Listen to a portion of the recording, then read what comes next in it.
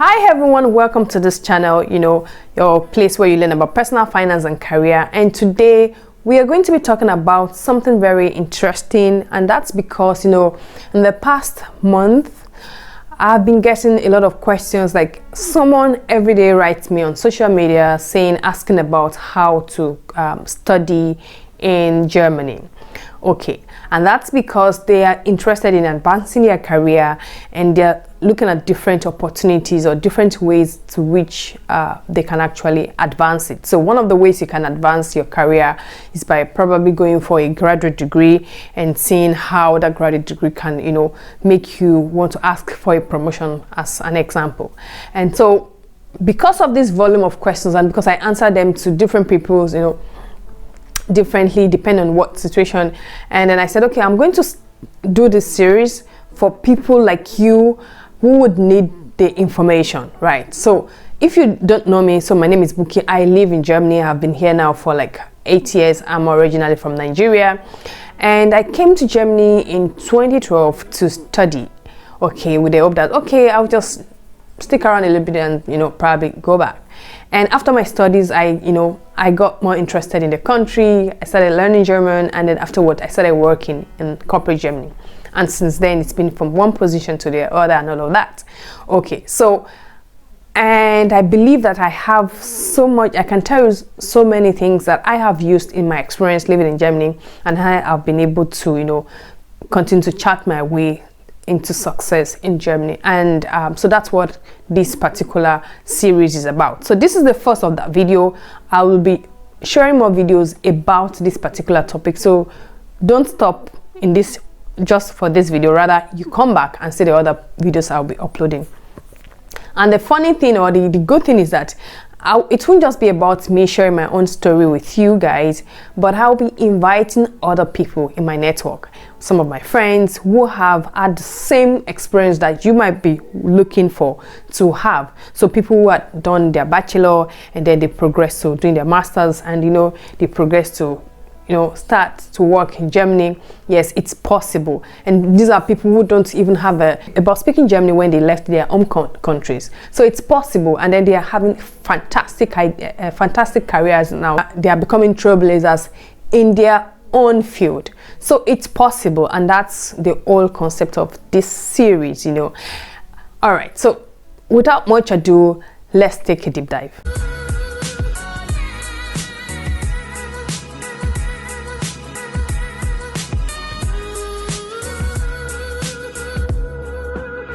All right, welcome back. Do you know that there are around 250 bachelor degrees and another 1,300 master's degrees that you can do in English in Germany? And do you know that 90% of those are tuition free?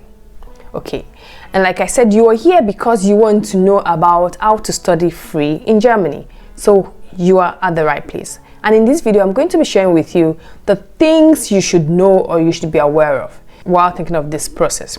So the first thing you should be aware of is that education in Germany is free. Okay, so I mean, from your primary to secondary to tertiary, all of these are free, and that's because the Bildung system in Germany, Bildung, B-I-L-D-U-N-G, the Germans believe that Bildung is a lifelong thing. It's not just about going to school, right? It's something that you can learn, and that's why they have Ausbildung, Weiterbildung, and all of the Bildungs, right? And that is their own concept about learning and education. And that's why they really try to invest in education. Yes, I know I said that education in Germany is tuition free, but of course we also have some other schools which are private, right? So there are two types. You can actually have a private school or a public school. And that doesn't mean that the public schools are bad. The public schools are actually very, very good. If you go on Google and check the schools rating, they are at par, like they are really at par with world-class schools in terms of research, in terms of funding, in terms of the professors. They are really, really good. So it doesn't matter if it's free or not. it's good. Like, you get good quality education. And if it's private as well, most of the private schools do a lot of partnerships with other countries, right? For example, the school I went to, private business school, but then we had a very strong partnership as at the time I was there with another school in the US, right? And most of the private school try to do that, and that makes the kind of learning, kind of exposure you have to become even more robust. So you're not just focusing on just Germany in terms of the economy and in terms of the products and all of that, but you're focusing on even more. You have a wider, a plethora of audience, of access to market and all of that. And so that you should have that in your mind. So yes, they're both public schools and both private schools. Of course, for the private schools, you would pay. They are not tuition free because that's why it's private. But the public schools, you can go to them tuition free. And one caveat here is that recently, however, I think since 2018 or 2017, 2 regions in Germany decide to even charge for public tertiary tuition, right? And I think one of them is Baden-Württemberg. The other one I can't remember right now. So, and that's just 2 out of 16 regions, right? So we've talked about the types of schools in terms of private and public, and then we spoke about, you know, why it's free and all of that. So the next thing we are going to be talking about is in terms of language. Language is really important anywhere you go. I mean, it's a key thing. However, right, some of those schools, some of the classes or some of the courses will be in English. And for example, I went to private school and I studied in English. It was after my studies that I started to learn German. But there are some other courses, especially if you're going for master's or PhD, that are in English. So yes, there are those, and they are public schools, they are not private schools. So it's possible. Now, if you think, but I wouldn't say that because you're coming to study in English, you should not even care at all about German. I came here without learning a word about German, right? I didn't have any German at all when I came. Yes, and during my studies, life was good because my class was really international. So, you know, we had a bubble. I was able to cope with the bubble. But boy, after my studies, I had to go to a language school. And learning German I wouldn't say it's one of the easiest language you can learn, but it's possible because I learned it and I believe you too can learn it. So you have to be able to be exposed, or you have to be able to, you know, be open-minded towards learning German language. Now, I'm not saying you become a native speaker tomorrow. I'm not yet a native speaker, right? But you should be able to be open-minded enough to get access to some certain things. So that's one of the things you need to consider, right? Because, you know, even if you studied in English, right, sometimes the kind of jobs you would do, they might tell you they need English language, quite all right, but sometimes the colleagues you're working with, they are speaking German. So the fourth thing you need to be aware of is cost of funding. Remember I said study free, in terms of tuition free, and not necessarily in terms of your living expenses. So which means that you can study free, tuition free, but then your living expenses, you have to be able to cover it. So when you are thinking of coming to study in Germany, apart from looking at the language, the school, the courses, you have to also consider your living expenses. Now, when I came in 8 years ago, I came in for my MBA, for my master's, and I needed to just block around 7,600 euros. So they have what we call blocked account.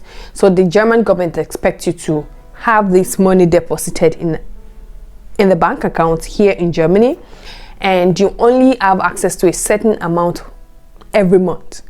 Now, you cannot withdraw out of that amount per month. So I said I came in 8 years ago in 2012, and the blocked account amount at that point was around 7,600 or 7,800. I can't remember right now. But every month I'm not able to draw more than 650 euros, which means that 650 euros should be able to cover my rent, my personal expenses, my feeding, my transport, my insurance, and all the other things that I want to do. right? And the moment that 650 threshold is being reached, I'm not able to withdraw any other amount until the next month. And that's something you should be aware of. Now, I also know that year on year, the threshold of that living expense has increased. So I think currently is around 10,000 euros. So if you're thinking of coming to Germany to study, of course you're coming to study in a public school, of course you're not going to have to pay school fees, it's tuition free, but then you are expected to actually be able to sort yourself out in terms of your living expenses. The only way around it, if you, for example, you get a kind of scholarship, so I'm going to discuss about scholarship at some point, but because this is the first video, I just want to give you, the main basic topics that you should be aware of.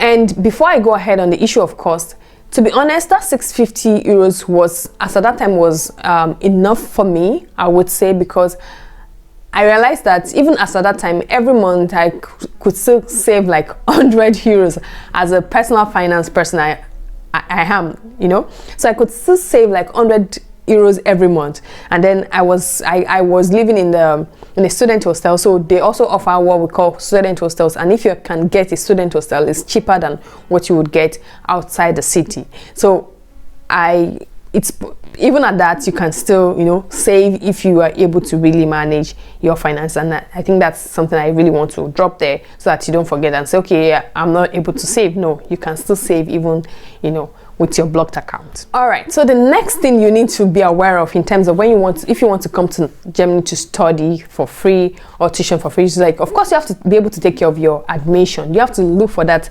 admission from your own home country, right? And so, for example, if you're coming to do your bachelor's, you have to have like A levels. So the way they calculate the A levels is that if you've gone through a prior education of like, I think 12 years, that's ordinary levels. You have to have one more year, to make a 13th year before you can then gain admission into a university, right? Because their own pre-university years is around 13 years, right? And they want you to come in at that level. So if, for example, you are from Nigeria, you cannot just use your WAEC result to enroll into a bachelor's degree. You will need to do like what we call a student collegium, right? Which is now the advanced level, the A levels, that you will need to be able to get into a bachelor's degree. Now, if you're already registered as a university student in your home country, you need at least a transcript of 2 semesters to apply for a bachelor's degree here in Germany. Remember I said that if your pre-tertiary education is just 12 years, it's not enough. You need one more year, because they do like 13 years before university education. So I think that 2 semesters that you would have already gained from your university can now be the 13th year. So they can accept you at that level into a bachelor's degree starting from 100 level. That's the first year. And that's that. And I would bring someone that would come and talk about how to get into student collegium on this channel. Don't worry, it's one of the things I've packaged for you for this series.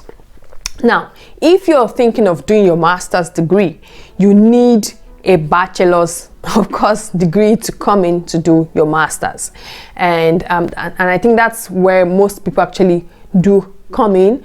I see more people coming in to do their masters than to do their bachelors, and that's because you have more English speaking master's program compared to bachelor's program. So for master's program, you just need a good university degree, with good grades, a recognized university degree. We have what we call anerkennung. It has to be recognized in Germany that that bachelor's degree is worth its paper before they can offer you the admission.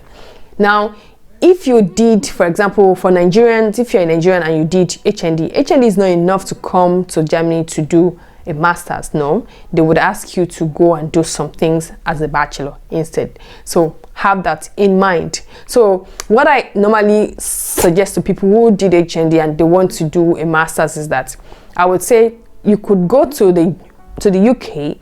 There's what we call top-up degrees in the UK. Of course, you pay for them. Through those top-up degrees, you can then do you do a 1-year program, and then they will give you a bachelor's degree, and then you can use that to now apply for master's degree if you're still interested in doing a master's degree. So that's a quick bonus tip there. Now, if you're thinking of doing a PhD, PhDs are very, they are shorter in Germany compared to the US. I think in US, you need like 5 years. Here, if everything goes well and your supervisor is nice and you're also good and you're following everything at par, you can finish your PhD in less than 3 years. I have someone who finished his PhD, I think in 2.5 years, or in 2.5 years, and he was and he graduated magna cum laude. Like, it's possible. So if you're coming for PhD, of course you will need to have like master's degree, a recognized one as usual, and most of their I think PhD degrees generally are in English, so you don't really have to worry about German language because all the papers you'll be writing would be in English. So, and before I close on that, I want to tell you that it's not just about, you don't only need to come to Germany to come and study. I've seen people who had come to Germany to do vocational training. So they came to the fashion school, for example. They came to do Ausbildung, right? Like a kind of apprenticeship kind of studies. And I've seen someone who came from his home country into Germany to do an internship, for example, right? So he was studying I think in Russia, and then he came here to do internship, and after his studies he went back to his home country to complete his studies. So guys, it is really, really possible, the kind of opportunities you have access to in Germany. And also for the admission, most of the unis, they would ask you for a letter of intent. They want to know why you are applying to them, because it's actually competitive. I mean, they have the German students here also who are natives of the land, who already know the system. They want to give opportunities to their own people as well. So you have to really show that, okay, this opportunity that you are given to me, it's really worth it, and I'm going to put in my best. And that's why letter of intent is really, really important. All right, so the next thing you have to think about when you are talking about coming to Germany to study would be visa. Right? So some of us, we are from countries that need or require visas to come to Germany. And if you are from a country like Nigeria, or from Kenya, or from Ghana, or from other countries that require a visa, you should start thinking immediately you get your admission, start thinking about getting a visa or applying for a visa. For some countries, just take a few days based on my research, but for some countries, wow, it takes forever, right? But for some people, all you need is just go to your embassy, with 75 euros, with your admission document, with your for example, your insurance, your blocked account, and apply. Right? For some people, because your country has some pact with Germany, you don't need a visa normally coming. You rather come here first, and after some days you then go and register in the foreign office as that you gain admission and you're trying to study. Yeah, but if you're from a country where you need a visa, please make sure that you actually try to trash that topic out as soon as possible, because you might have admission, but if you don't have visa to come into Germany, sorry, that admission doesn't hold water. So all right, so another thing you need to be aware of would be now accommodation. So you've gotten your admission, yes, you've gotten a visa, and you're thinking about accommodation, you've secured funding, and you're thinking about accommodation. So most times, like I said, for universities in each cities, they also have partnerships with what we call student Wohnheim. The name is here, student Wohnheim, and that's like a student hostel. Now, these student Wohnheims are not necessarily related, they're not part of the university, they're just a kind of partner, and they would offer you hostels that is quite cheap based on my experience, like because I got my hostel like quite cheap. As at that time, I think I was paying around 250 euros for 12 square meters. I can't remember again, but it was comparably cheap for compared to people who were staying outside the hostel when I was studying. So it's also really fast to apply for the student hostel as soon as possible, right? Once you know that, okay, your admission is through, your visa is through, apply immediately so that you can secure that that accommodation. And the thing is, sometimes you might not get that accommodation when you at first, but just apply. They might put you on waiting list. Don't worry, stay on that waiting list, because once there's an opening, you know, once there's a slot, they can call you to come in and take that slot. So that's that about accommodation. The other thing that's really important that you should be aware of is that you need insurance. As a matter of fact, I think as at the time you go for your visa application, they're already asking you to come with an insurance, like kind of travel insurance, all of that. So as a student, then I used a private insurance, because private insurance is cheaper for me compared to the public insurance. So you should look out for that. I think I use Mavista. It's called Mavista or Mavista in English, but Mavista in German. So I think I used Mavista during the time, and you know, after I started working, I had to switch to a public insurance. So you have to think about it, and you cannot do without it. As a matter of fact, you cannot stay in Germany without an insurance, except you are a refugee or something. But it's really, really important, because for example, if you're sick, your insurance would be the one to pay those expenses. The last thing I'll be talking about would then be, you know, residence permit. Now, you don't necessarily get the residence permit from your home country. What the consulate in the home country will give you is, again, a visa. That is if you need a visa. But once you have the visa, immediately you go for your registration and all of that in your school. Also go and register at a foreign office to get a residence permit, because if you're coming with a visa, the maximum they will give you is like 3 months, right? They'll give you a 3-month visa, which means within that 3 months, once you come, make sure that you get to the foreign office to register yourself, and then you have to give them details of where you're staying. You have to, you know, provide again the evidence of your funding. In this case, either your sponsorship or your scholarship or your blocked account, as discussed earlier, and then your insurance. They want to see that document. But then again, like I said, once you get to that bridge, you can cross it. It's not, that particular process is not so big and so difficult, and then they will exchange your visa now for a residence permit for you. And with the residence permit, you can, you know, do whatever you like as a student. You are now officially a student now. So that's that about that. Let me stop here, because otherwise it will get to too much information of overload. I am personally excited about this series that is starting, and so the next person I will be bringing on would be, like I said, someone who had also come here, who came here to study and now is working. So we are going to be discussing how he started, you know, how he found the school, how he applied for his visa, his everything, and how he transitioned from being a student into working. So I'm excited. And if you have any questions for this person coming, the person came in to study for his master's and is in the energy sector, is into sustainability. So just to give you a brief about the person. So drop your comment, any comment you want to ask about studying free, drop it in the section. Maybe it can even be questions about, you know, how to, you know, transition from being a student to, you know, starting a career in Germany.